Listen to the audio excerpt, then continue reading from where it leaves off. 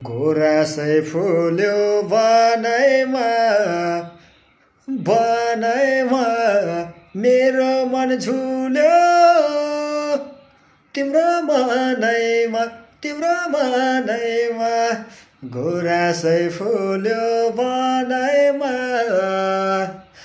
बनैमा मेरो मन झुल्यो तिम्रो मनैमा तिम्रो मनैमा।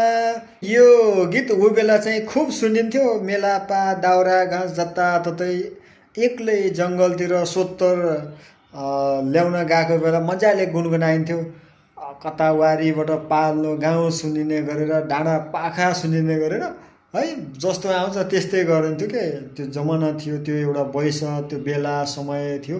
अहिलेको समय अलिक परिवर्तन भएको छ। समय त उही हो, तर मान्छेका हरेक चाहना इच्छा आकाङ्क्षाहरू सँगसँगै समय परिवर्तन हुँदो रहेछ आफ्नो लागि।